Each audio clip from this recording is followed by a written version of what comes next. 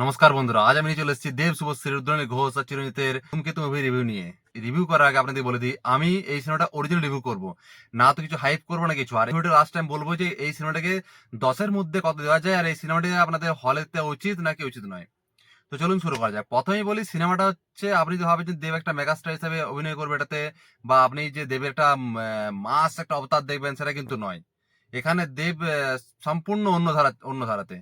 এবং এই সিনেমাটা হচ্ছে আজ থেকে 10 বছর আগে, তখন কিন্তু দেব একটা পাগলু টাইপের ছিল, একটা মাস একটা মানে মেন স্ট্রিম হিরো ছিল, একটা লিড আলাদা ধরনের একটা হিরো রোল করতো সে।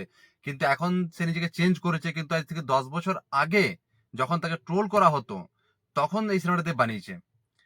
কিন্তু আপনি দেখে বুঝতে পারবেন না যে এটা আজ থেকে 10 বছর আগের সিনেমা। আপনার একবারের জন্য মনে হবে না যে এটা আজ থেকে 10 বছর আগের সিনেমা। এটা আপনি ভাববেন যে না, এই যে অভিনয় করেছে দেব একজন পাকাপুক্ত ম্যাচিউর একজন অভিনেতার মতো লাগবে আপনাকে।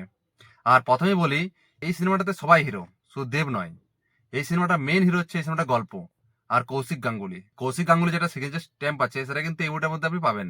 আর যার কথা না বললেই নয়, সে হচ্ছে রুদ্রনীল ঘোষ। কি অসাধারণ অভিনয় করেছে, মানে একটা আলাদা লেভেলের অভিনয় ওর। ওর অভিনয় দেখে তো মন ভরে যাবে আপনার। আর দেবের কথা না বললেই নয়, দেব যে মেকআপটা করেছে, যে বয়স্ক লোকের একটা যে মেকআপ করেছে, সেটা তো অসাধারণ। আর আপনি এই সিনেমাটাতে অনেকটাই দেবের এই যে এজেড রোলটা, এটা আপনি দেখতে পাবেন এই সিনেমাটাতে। আর শুভশ্রীও অসাধারণ অভিনয় করেছে। আমরা তো দেব শুভশ্রীকে 10 বছর পর দেখছি, অসাধারণ লাগছে। আমি চাইবো, বিশেষ করে যে আমি যেহেতু দেবের ফ্যান, চাইবো আবার দেব শুভশ্রী একসঙ্গে মুভি বানাক। তো আপনারা কি চাই অবশ্যই বলবেন। আপনারা যদি দেব শুভশ্রীকে দেখতে চান, তাহলে কমেন্ট অবশ্যই লিখবেন যে আমরা আবার চাই দেব শুভশ্রী হোক। আর দেব তো বলে দিয়ে, যদি সিনেমাটা সুপারহিট হয়, তাহলে কিন্তু আবার তারা সিনেমা একসঙ্গে বানাবে। তো আজকের পুরো শো হাউসফুল যাচ্ছে, এবং দেব পুরো উড়িয়ে দিচ্ছে। দেব আজকে কুলি আর ওয়ার্ড টুকে পুরো মানে তুফানের মতো উড়িয়ে ফেলে দিয়েছে। পুরো ওয়েস্ট বেঙ্গল শুধু দেব চলছে, দেব শুধু ধূমকেতু, চারিদিকে যেখানে শুনবে সেখানে ধূমকেতু। আর পাবলিক রিভিউ দেখুন, সেখানেও খুব ভালো রিভিউ দিচ্ছে। কিন্তু আমার মতে ঠিক আছে, ছবিটা ভালো।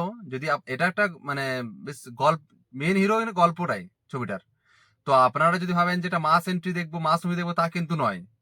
বেশ সুন্দর স্টোরি আছে, ইমোশনাল আছে গল্পটার মধ্যে। তো আমি বলবো আপনি অবশ্যই মুভিটা দেখতে যান। আর আমার মতে এই মুভিটাকে আমি 10-এর মধ্যে 7.5 স্টার দেবো। আর যদি আপনারা দেখে ফেলেছেন, তো কমেন্ট অবশ্যই লিখবেন যে আপনারা কত স্টার দিতে চাইছেন। এবং এই ভিডিওটি ভালো লাগলে চ্যানেলটিকে লাইক ও সাবস্ক্রাইব করে দেবেন। ধন্যবাদ।